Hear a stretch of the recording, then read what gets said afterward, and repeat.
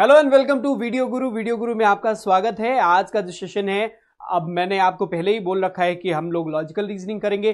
तो logical reasoning के पहले सेक्शन में जिसे आप कह सकते हो स्टेटमेंट एंड आर्ग्यूमेंट, उसके बारे में आज हम लोग बात करने वाले हैं। स्टेटमेंट आर्ग्यूमेंट होता क्या है उसके बारे में कंप्लीट डिटेल समझेंगे और कैसे इनके क्वेश्चंस को डील करना चाहिए उसके बारे में भी हम लोग जानेंगे। तो स्टेटमेंट आर्ग्यूमेंट वो होता है जहां पर आपको एक स्टेटमेंट दिया जाएगा और स्टेटमेंट जो आपका होता है वो क्वेश्चन के फॉर्मेट में होता है और फिर उसके बाद आपको उसके मत में, मतलब ये हुआ कि आप या तो उसके साथ सहमति जताएंगे या उसके विपरीत में जाएंगे। अब यहां पे आपको क्वेश्चन फॉर्मेट में इंटेरोगेटिव होता है जहां पे आपसे पूछेगा कि क्या ऐसा होना चाहिए। अब आप वहां पे आंसर करोगे, या तो यस आंसर करोगे या फिर नो आंसर करोगे। जब आप यस आंसर करोगे तो उसके पीछे एक वैलिड रीजन लिखा हुआ होना चाहिए और वो रीजन अगर वैलिड है तो आप बोलोगे कि ये आर्ग्यूमेंट वैलिड है। नो लिखा हुआ है, नो के पीछे का जो रीजन मेंशन किया गया होगा आर्ग्यूमेंट में वो अगर कन्विंसिंग है तो उसे भी हम एक्सेप्ट कर लेंगे। तो इस तरीके से स्टेटमेंट आर्ग्यूमेंट को आज हम लोग डील करेंगे। आइए चलते हैं अपने पॉइंट्स की तरफ, किन बातों को हमें ध्यान रखना है, कैसे करना है। तो चलिए सबसे पहले आर्ग्यूमेंट के बारे में जान लेते हैं। अब यहाँ पे कुछ चीजें लिखी हुई हैं वो इंपॉर्टेंट है, इसको जरूर पढ़ लीजिए। देखिए कह रहा है these questions are followed by two types of argument and we have to decide which of the given argument is strong. अब यहाँ पे आर्ग्यूमेंट की स्ट्रेंथ आपको चेक करनी होती है। कहने का वही मतलब है जो हमने आपसे बताया था कि कितना कन्विंसिंग है। If that is convincing it means that is strong, और अगर वो कन्विंसिंग नहीं है it means that is weak, है ना। तो ये बातें आपको चेक करनी होती है यहाँ पे। और फिर आगे कह रहा है two weak arguments while weak arguments are less important and indirectly related to the question. वो डायरेक्टली रिलेटेड नहीं होते, इनडायरेक्टली रिलेटेड होते हैं तो वो वीक होते हैं। करेक्ट, मतलब आप उसको माने ये जरूरी नहीं है या वो कन्विंसिंग हुए ऐसा जरूरी वहां पर नहीं होता है। अब चलिए सबसे पहले तो देख लेते हैं कि भाई यहां पे कितने टाइप के होते हैं स्ट्रॉन्ग आर्ग्यूमेंट्स, कौन कौन से होते हैं। सबसे पहले ये यूनिवर्सल ट्रुथ। अब यूनिवर्सल ट्रुथ या आप उसे कह सकते हो जो कि फैक्ट हो। यूनिवर्सल ट्रुथ का मतलब या फिर फैक्ट का मतलब ये है जो जिसे प्रूव किया जा सके, which is hence proved, that is called universal truth. तो यूनिवर्सल ट्रुथ। एनालाइज्ड ट्रुथ का मतलब होता है कि किसी बॉडी द्वारा एनालिसिस किया गया हो और उसके बाद उसे सत्य माना जाए, इसके बारे में बात करेंगे। फिर आता है एक्सपीरियंस बेस्ड, जैसे किसी अनुभव के आधार पर दिया गया हो आर्ग्यूमेंट। वहां पे कई बार रीजन में अनुभव मेंशन किया गया हो कि देखिए वहां पे ऐसा हुआ था तो गड़बड़ हो गया था, या वहां ऐसा किया गया था तब अच्छा हो गया था, तो that is called experience. Experience का रेफरेंस दिया जाता है वहां पे, then that argument will become strong argument. ठीक है, अब ऐसे ही हम लोग स्ट्रॉन्ग आर्ग्यूमेंट के में वन बाय वन देखेंगे। सबसे पहले व्हाट इज यूनिवर्सल ट्रुथ। वो यूनिवर्सल ट्रुथ होता क्या है।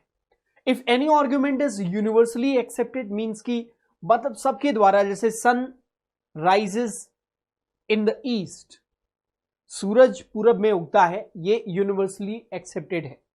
Computers are making our work easy, universally accepted है। Computer is beneficial for us, universally accepted है। The argument is universal and it will be generally accepted, सामान्य रूप से उसे एक्सेप्ट किया जाता है। तो वो आर्ग्यूमेंट जो कि यूनिवर्सली एक्सेप्टेड हो, can not be denied, also it has link with the statement, then it will be considered as a strong argument. मतलब ऐसा ना हो कि जो बात यूनिवर्सल ट्रुथ बात कही जा रही है वो बिल्कुल ऐसी हो जिसका कोई स्टेटमेंट में जो बात पूछी गई है उससे कोई लेना देना ही ना हो, तब तो वो गलत, कोई मतलब नहीं है वैसे यूनिवर्सल ट्रुथ का। यूनिवर्सल उस तरीके का यूनिवर्सल ट्रुथ जो उससे लिंक करता हुआ हो, अगर ऐसा दिया गया है तो उस परिस्थिति में वो आर्ग्यूमेंट स्ट्रॉन्ग हो जाएगी। जैसे क्या इंडिया में सभी इंडस्ट्रीज को कंप्यूटराइज कर देना चाहिए। Then it is written computer is beneficial for us and it will improve the efficiency of work. तब ऐसी परिस्थिति में क्या है, आपने यस कहा, पहले तो उसके पक्ष में बात कही और फिर आपने कहा कि कंप्यूटर बेनिफिशियल है हमारे लिए और वो हमारे काम को इजी, दोनों ही बातें क्या है, यूनिवर्सली एक्सेप्टेड है और ये उससे लिंक करता हुआ है, it means that argument will be a strong argument. Correct. तो इस तरीके से सार्वभौमिक जिसे आप कह सकते हो, ठीक। हिंदी में लिखा हुआ यदि कोई तर्क सार्वभौमिक रूप से मान्य है जिसका खंडन नहीं किया जा सकता, मतलब उसको गलत सिद्ध नहीं किया जा सकता और कथन से संबंधित है, तब यह सार्वभौमिक सत्य होता है। कंप्यूटर हमारे लिए लाभदायक है, ऐसा यहां पे बात कहा गया है। आगे चलते हैं, अगला आता है दैट इज एनालाइज्ड ट्रूथ। ये इंपॉर्टेंट है, इसको जरा ध्यान दीजिएगा। द डिसीजन टेकन बाय और गवर्नमेंट, ध्यान रखना, government, supreme court, constitutional body, United Nations और एनी सुप्रीम अथॉरिटी, दुनिया की किसी भी ऐसी बॉडी जो कि किसी बात को एनालिसिस, देखो जैसे गवर्नमेंट किसी बात को कहती है या किसी डिसीजन को लेती है, ये माना जाता है कि that is based on analysis. ऐसे ही सुप्रीम कोर्ट अगर डिसीजन कोई लेता है तो वो निर्णय एक बॉडी द्वारा एनालिसिस के पश्चात ही दिया गया होगा, इसलिए उसे हम क्या कहते हैं, यूनिवर्सल ट्रूथ कहते हैं, सॉरी एनालाइज्ड ट्रूथ कहते हैं, और उसे एक्सेप्ट करना ही होता है। कोई कॉन्स्टिट्यूशनल बॉडी है, संवैधानिक जो बॉडी है, वो अगर ऐसा काम करती है, ऐसे ही एक यूनाइटेड नेशंस सर्वमान्य संस्था है, उसका कोई सुप्रीम अथॉरिटी इसी तरीके की हो, उसके द्वारा कोई वर्डिक्ट दिया गया हो, कोई डिसीजन दिया गया हो, कोई बात कही गई हो, तो ये जो बॉडीज होती हैं वो ग्रुप ऑफ मेंबर्स होते हैं, उस ग्रुप में मेंबर्स होते हैं और उनके द्वारा एनालिसिस के पश्चात ही दिया जाता है और इसीलिए वो यूनिवर्सली एक्सेप्टेड होता है और इसीलिए हम उसे क्या कहते हैं, एनालाइज्ड ट्रूथ कहते हैं। तो जब इन बॉडीज का रेफरेंस देकर, इनके डिसीजंस का रेफरेंस देकर, इनके वर्डिक्ट्स का रेफरेंस देकर अगर कोई आर्ग्यूमेंट कहा गया और वो आपके कथन से लिंक कर रहा है, जो मुद्दा उठाया गया हो, जिसके बारे में आपको पूछा गया है, तो उस कंडीशन में उसे आप स्ट्रॉन्ग आर्ग्यूमेंट कंसीडर करेंगे। जैसे primary education has been incorporated as fundamental right in India. प्रारंभिक शिक्षा को भारत में मौलिक अधिकार के रूप में निगमित किया गया है। तो ये क्या है, एक बॉडी द्वारा, उसे कॉन्स्टिट्यूशनल बॉडी है जिसने इस पे डिसीजन लिया और जिसने इसको बनाया, जिसने इसके बारे में ये बात कहा कि वो जो है उसका फंडामेंटल राइट है प्राइमरी एजुकेशन। तो इस तरीके का अगर इससे रिलेटेड कोई रेफरेंस देकर किसी आर्ग्यूमेंट पे बात कही गई हो तो उसे आप एनालाइज्ड ट्रुथ मानकर हमेशा कंसीडर करेंगे कि वो एक स्ट्रॉन्ग आर्ग्यूमेंट है। करेक्ट। जैसे आपसे बोला जाए कि क्या 12वीं तक शिक्षा सबको लेनी चाहिए या शिक्षा फ्री होनी चाहिए, या आपको बोला जाए कि क्या 5th स्टैंडर्ड तक शिक्षा फ्री होनी चाहिए। अब ये सवाल पूछा गया और वहीं एक आर्ग्यूमेंट दिया गया है कि primary education has been incorporated as fundamental right in India. तो भारत में प्राइमरी एजुकेशन को फंडामेंटल राइट के तौर पे कहा गया है। तो अब देखिए, वो आपको पूछा सवाल ये गया था कि आप 5th स्टैंडर्ड तक की शिक्षा जो है वो मुफ्त होनी चाहिए। ये कहीं ना कहीं उससे रिलेटेड दिया गया है, वो एक उसका फंडामेंटल राइट या राइट दिया कहा गया है और वो किसके द्वारा, वो एक कॉन्स्टिट्यूशनल बॉडी द्वारा कहा गया है। तो उसे एनालाइज्ड ट्रूथ मानकर और ये रेफरेंस दिया गया तो उसके आर्ग्यूमेंट को भी हम स्ट्रॉन्ग मानकर चलेंगे। करेक्ट है। अब आगे बढ़ते हैं। देखिए, एक्सपीरियंस बेस्ड, अनुभव पर आधारित, if any argument said on the basis of experience then it will be accepted. Argument पक्ष में आप रखते हैं या विपक्ष में रखते हैं और उसमें जो रीजन आप मेंशन करते हैं वो रीजन एक्सपीरियंस के आधार पर है। Like e commerce should be encouraged in the country, e commerce को बढ़ावा देना चाहिए। ये क्या हुआ, एक ऐसा है जो एक्सपीरियंस पर बेस्ड है, तो उसका मतलब उस कंडीशन में इस तरीके का कोई रेफरेंस दिया गया हो तो उसे एक्सेप्ट करना ही होगा, उसे हम एक्सपीरियंस बेस्ड मानेंगे। मतलब एक एक्सपीरियंस के आधार पर ये बात कही गई हो तो उसे एक्सेप्ट करेंगे और वो स्ट्रॉन्ग आर्ग्यूमेंट में ही जाएगा। चलिए, अब वीक आर्ग्यूमेंट कौन से होते हैं, इसमें लिखा हुआ है अम्बिगुअस। मतलब क्या होता है, अस्पष्ट।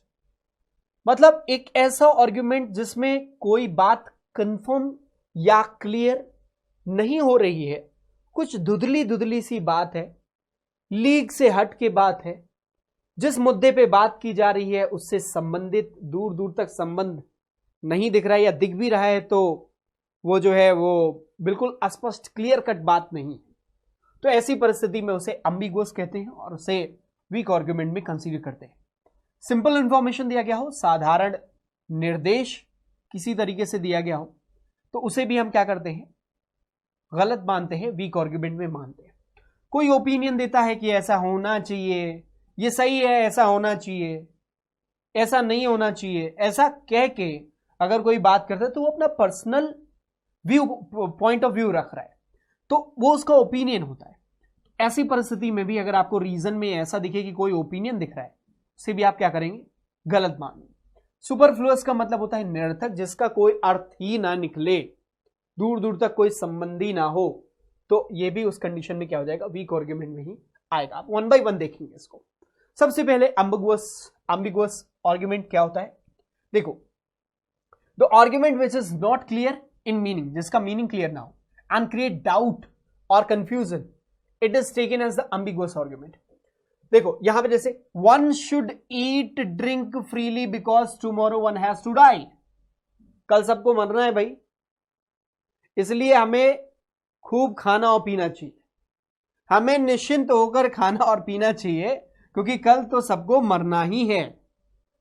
सोचो यहां पे बिल्कुल कोई बात स्पष्ट हो ही नहीं रही है कि कहना क्या चाह रही है, कोई फ्रेज बोल देना, किसी जो है वो क्रिकेटर जैसे हमारे एक हैं, कमेंटेटर भी हैं और वो शोज भी करते हैं, उनके हर बात में जो है वो ऐसे ही लच्छेदार बात आती है हवा में, तो इस तरीके से अगर कोई बात कही गई, मान लीजिए जो लच्छेदार हो, जिसका मतलब कोई संबंध, वो कोई क्या कहना क्या चाह रहे हैं कुछ क्लियर नहीं हो रहा है, अस्पष्ट नहीं है, क्या बताना चाह रहे हैं, तो ऐसी परिस्थिति में जो आर्ग्यूमेंट होता है वो एक वीक आर्ग्यूमेंट हो जाएगा। आगे चलिए देखिए, simple information, if any argument shows that the sentence is copying, imitating anything, then it cannot be accepted. Like देखो ये एक बहुत अच्छा एग्जांपल है, इसका मैं आपको दे रहा हूं। देखिए जैसे आप एग्जाम देते हो और फिर मान लो आप नहीं, आप तो पास होके आ चुके होगे, कोई एक बच्चा है जो 10th स्टैंडर्ड का उसका रिजल्ट आता है, जैसा कि अभी सीबीएसई का रिजल्ट आया, तो 10th स्टैंडर्ड का उसका रिजल्ट आता है और फिर उसके बाद उसके पापा के सामने वो होता है, उसके फादर जो है वो पूछते हैं कि कैसा रहा रिजल्ट, तो वो बच्चा बोलता है, अब देखिए कैसा रहा रिजल्ट, तो वो बच्चा बोलता क्या है कि शर्मा जी, मिश्रा जी, गुप्ता जी,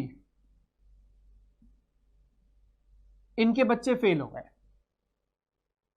तो आपके पिताजी क्या बोलेंगे, अरे इनके बच्चे फेल हो गए तो क्या मतलब है, तो बोलता है इन सब के बच्चे फेल हो गए, हम भी फेल हो गए।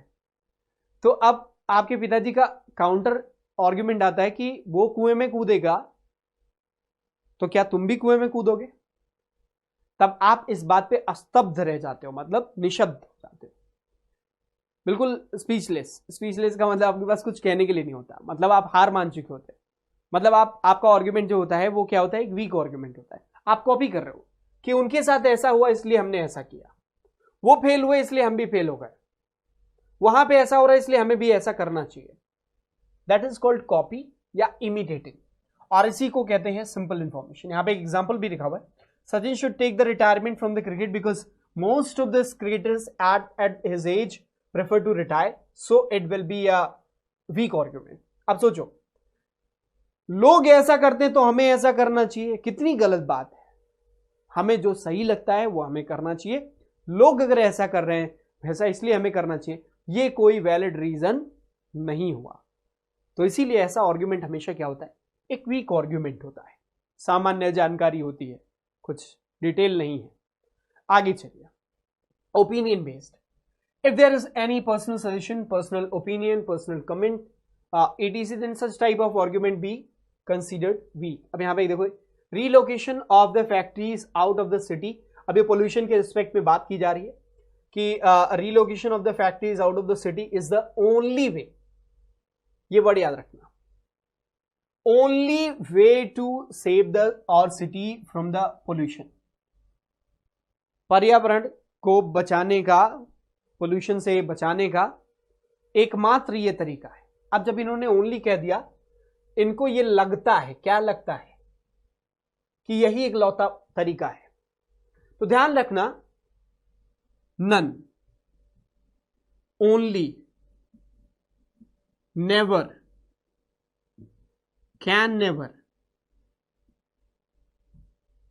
इस तरीके के जो ओपिनियंस होते हैं, जो भी बात कही गई होगी वो किस में आते हैं, ओपिनियन होता है वो किसी का। ऐसा जरूरी नहीं है कि यही एकमात्र तरीका है, और भी हो सकते हैं। ये उनका ओपिनियन है, उनको लगता है कि यही एकमात्र तरीका है। करेक्ट है ना?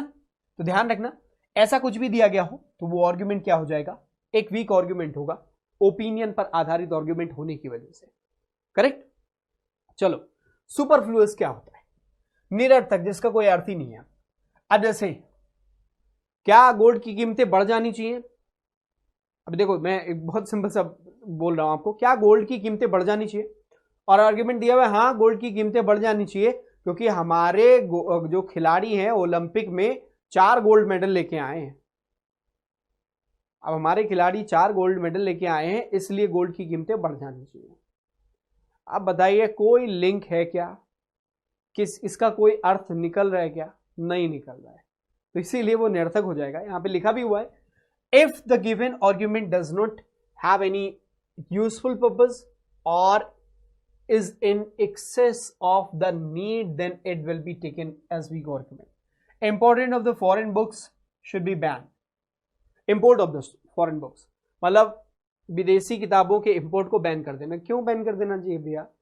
कोई रीजन दो, नहीं दिया, निरर्थक है, इसका कोई अर्थ उस कंडीशन में नहीं निकल पाएगा। मतलब एक आर्ग्यूमेंट आपके सामने रखा जाए और जो उसके पीछे का रीजन दिया जाए वो कोई मतलब का ना हो, वह बैन होना चाहिए। क्यों बैन होना चाहिए, इसका कोई रीजन उन्होंने नहीं दिया, तो उस कंडीशन में उसे क्या कहेंगे, निरर्थक कहेंगे, जिसका कोई अर्थ नहीं निकल रहा, सुपरफ्लुअस कहेंगे, तो वीक हो जाएगा। करेक्ट? इतनी बात अगर आपको समझ में आई है तो आइए चलते हैं क्वेश्चंस पे। ठीक है, कुछ की पॉइंट्स को ध्यान रखेंगे, यहां पे लिखा हुआ है, इसको जरूर पढ़ लीजिएगा पॉज करके वीडियो को। अब देखिए, स्टैंडर्ड इंस्ट्रक्शन आपके क्वेश्चन का जिस तरीके से होता है, each of the question below is followed by a 2 statement and 2 arguments, 1 statement by a statement and 2 arguments, 1 and 2. You have to decide which of the following argument is a strong argument and which is the weak argument. And in making decision about important question, it is desirable to able to distinguish between the strong argument and weak argument. वही बातें जो लिखी हुई है, जो आपको करना ही करना है।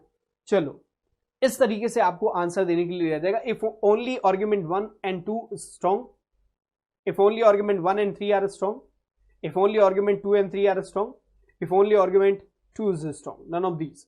अब ये डिपेंड करता है, ये तीन आर्ग्यूमेंट वाला क्वेश्चन है, तो उस तरीके से इंस्ट्रक्शन। अगर एक आर्ग्यूमेंट वाला होगा तो वहां पे लिखेगा if only first argument strong, if only second argument is strong, either first और second argument is strong, neither first nor second argument is strong, मतलब वो दोनों वीक है। और फिफ्थ ऑप्शन रहेगा both the arguments are strong. आइए question पे चलते हैं। Should the government roll back all the subsidies on petrol, diesel in cooking gas and allow the prices to be driven by the market condition? क्या government को सारी subsidies को वापस ले लेनी चाहिए डीजल पे, पेट्रोल, डीजल और कुकिंग गैस पे, to allow the prices to driven by the market condition? मतलब जो कंडीशंस है, मतलब प्राइस जो है वो मार्केट कंडीशन के हिसाब से ड्रिवन होनी चाहिए। मतलब मार्केट अगर ज़्यादा बूम पे है तो हाई होना चाहिए, बहुत ज़्यादा डिमांड है तो हाई होना चाहिए, कम डिमांड है लो होना चाहिए, इस तरीके से क्या होना चाहिए। अब आर्ग्यूमेंट पहला लिखा हुआ है, yes this will largely help the oil companies to sell their product and at competitive price. अब बताओ, क्या इस तरीके से करने से कंपनीज का कॉम्पिटिटिव प्राइस पे बेचने वाली बात आएगी? This will largely help the oil companies to sell their products at the competitive price. अब बताइए, बिल्कुल सही बात है। अगर सब्सिडीज पुल बैक कर ली जाती हैं या रोल बैक कर ली जाती हैं तो उस कंडीशन में क्या होगा, जो कंपनीज हैं वो कंपनीज अब मार्केट में उतरेंगी और उन कंपनीज को फिर क्या करना होगा कि वो मार्केट के हिसाब से उसको करेंगी, मतलब अपने प्राइसेस को ऊपर नीचे करेंगे। और ऐसी परिस्थिति में चूंकि कंपटीशन होने की वजह से वो क्या करेंगे, वो प्रोडक्ट्स को कॉम्पिटिटिव प्राइस पर बेचेंगे। लाइक अगर आप टेलीकॉम कंपनीज के प्रोडक्ट्स को आज उठा के देख लीजिए, जो स्थिति है कुछ वैसा ही होगा। तो आर्ग्यूमेंट 1 जो है वो एक वैलिड आर्ग्यूमेंट लग रहा है। दूसरा, know the general public can not afford the original price of this product. How you can say that general public can not afford the original price of these products? कैसे हम कह सकते हैं? ये वी डोंट नो कि वो affordable उनके लिए है कि नहीं, और किस पैरामीटर पे आप कह रहे हो। अगर आप कह रहे हो तो उसके पीछे पैरामीटर और रीजन मेंशन होना चाहिए। इन्होंने सिंपल इंफॉर्मेशन दी है, the general public can not afford. आपने कह दिया कैन नॉट अफोर्ड, बट आपने क्या रीजन मेंशन करा कि क्यों, why they can not afford? कोई एक वैलिड रीजन, कन्विंसिंग रीजन नहीं। हाँ, ये हो सकता है कि जनरल लाइफ में ये बिल्कुल हकीकत हो, पर यहां पे इस आर्ग्यूमेंट के माध्यम से अगर देखें तो यहां पे वो कन्विंसिंग नहीं लगता है, क्योंकि उन्होंने प्रॉपर रीजन उसका मेंशन नहीं किया हुआ है। ठीक है, अब आगे देखो, अगला कह रहे हैं yes the government needs to stop subsidize these products and channelize the money for development projects. Government needs, compulsion to stop subsidizing these products and channelize the money for development projects। अब ये बताइए, the government needs to मतलब compulsion. ध्यान रखेंगे, जब भी किसी argument में आपके कंपल्शन शो करे तो वो आर्ग्यूमेंट कभी भी वैलिड आर्ग्यूमेंट नहीं होगा, वो क्या हो जाएगा, वीक आर्ग्यूमेंट हो जाएगा। तो आपका ले देकर कौन सा मिल रहा है कि स्ट्रॉन्ग आर्ग्यूमेंट नंबर 1 जो है वो स्ट्रॉन्ग लग रहा है। करेक्ट। चलो, अब इसका हिंदी भी आप देख सकते हैं, यहां पे इस तरीके से दिया गया। नेक्स्ट क्वेश्चन पे आते हैं, should the government take over all small scale industries and provide them special assistance? क्या गवर्नमेंट को सारी स्मॉल स्केल इंडस्ट्रीज को टेक ओवर कर लेना चाहिए और उन्हें स्पेशल असिस्टेंस देना चाहिए? अब यहाँ पे पहले इन्होंने कहा, हिंदी में भी देख लीजिएगा, क्या सरकार को सभी लघु स्तर के उद्योगों का अधिग्रहण कर लेना चाहिए और उनको विशेष सहायता उपलब्ध करानी चाहिए? अब यहाँ पे आर्ग्यूमेंट्स लिखे, हाँ ये किया जाना चाहिए यदि सरकार बेरोजगारी को नियंत्रित करना चाहती है। अब सोचिए कि हाँ ये किया जाना चाहिए, क्या है ये, ओपिनियन। क्या है, ओपिनियन। किसके लिए किया जाना चाहिए? सरकार बेरोजगारी को नियंत्रित करना चाहती है यदि, कंडीशन अगेन, एक तो ओपिनियन और एक इन्होंने कंडीशन, दो बात रखी। इन्होंने कहा कि यदि सरकार बेरोजगारी को नियंत्रित करना चाहिए तो ऐसा होना चाहिए। अब देखिए, ऐसा हो सकता है जनरली आपको ये कन्विंसिंग लगे, लेकिन ये सोचने वाली बात ये है कि इनका ओपिनियन है कि अगर ऐसा होना चाहिए तो ऐसा होना चाहिए, है ना। तो पहला आर्ग्यूमेंट हम सीधे से बोलेंगे इज अ वीक आर्ग्यूमेंट। दूसरा कह रहे हैं, no the government does not have expertise to handle such industries. अब बात फिर से, गवर्नमेंट के पास एक्सपर्टीज नहीं है, मतलब गवर्नमेंट इसमें एक्सपर्टाइज नहीं है इस तरीके की इंडस्ट्रीज को हैंडल करने के लिए। चलो, इनने ये बात कह दी, हो सकता है कि गवर्नमेंट एक्सपर्टाइज ना हो इस तरीके की इंडस्ट्रीज को हैंडल करने में, लेकिन किस बिहाफ पे आप कह रहे हैं कि गवर्नमेंट एक्सपर्टाइज नहीं है इसको हैंडल करने के लिए? Then again this is what, so that this option is what, weak argument. This argument is a weak argument. तीसरा कह रहे हैं, yes in this way employment and more production can be generated। इस तरीके से एम्प्लॉयमेंट और production, हाँ अगर टेक ओवर गवर्नमेंट करती है डेफिनेटली प्रोडक्शन विल इंप्रूव, इसके चांसेस ज्यादा हैं। और यहां पे एक समस्या रही होगी कि जो ये इंडस्ट्रीज नहीं है, ये इंडस्ट्रीज में अगर टेक ओवर की बात कर रहा है, इसका मतलब ये हुआ कि वहां पे प्रॉफिट, प्रोडक्शन, इन सब की प्रॉब्लम हो रही है। तो जैसे आज के समय में देख सकते हो, जेट एयरवेज है, तो एक प्राइवेट फर्म है और उसकी डिमांड हो रही है कि गवर्नमेंट उसको टेक ओवर करे। तो क्यों? क्योंकि अगर गवर्नमेंट टेक ओवर करेगी तो उसे फंडिंग भी करेगी, प्रोडक्शन भी बढ़ेगा उसका, और फिर उसके बाद उसको एक सहायता और एम्प्लॉयमेंट भी वहां पे आएगा। तो तीसरा वाला एक तरीके से क्या लगता है, एक स्ट्रॉन्ग आर्ग्यूमेंट लगता है। यहाँ पे क्या हो जाएगा, स्ट्रॉन्ग आर्ग्यूमेंट। ठीक, अब इसको एनालाइज करना होता है इस तरीके से क्वेश्चंस को। तो अगर आप ये कर पाते हो तो बहुत अच्छा है, अगर आप नहीं कर पाते हो तो उसके क्वेश्चन को पढ़िए, करिए, और फिर उसके बाद वहां पे जो सॉल्यूशन दिया गया है उसको जरूर पढ़िए, ताकि आप उसको प्रॉपरली चेक कर पाएं और पॉइंट्स को नोट डाउन करिए एक जगह पे। कि किस बिहाफ पे ये ऐसा कह रहा है। ऐसे करके आपके कई सारे पॉइंट्स नोट डाउन हो जाएंगे और वो आपको आगे बहुत मदद करेंगे। हम उम्मीद करते हैं आपको स्टेटमेंट आर्गुमेंट के बारे में सब कुछ मालूम हो चुका होगा और आप बेहतर तरीके से कर पाओगे। अब आगे जितने भी क्वेश्चन आपके सामने आएंगे वो कर पाओगे। एक रिक्वेस्ट आप सभी लोगों से है कि प्रैक्टिस करते रहिए, जितना क्वेश्चन आपके सामने आए उसको प्रैक्टिस करिए। अगर आपको उसके सोल्यूशन मिले, आंसर मिले तो जरूर देखिए और उसके पॉइंट्स को कहीं एक जगह नोट डाउन करिए। इससे क्या होगा कि कुछ आपके पॉइंट्स जो भी आज आपने पढ़ा है उसके अलावा पॉइंट्स आपके हो सकता है कुछ एड ऑन हो जाए। तो आज तक के लिए बस इतना ही। Thank you so much watching this video. All the best, bye bye, take care.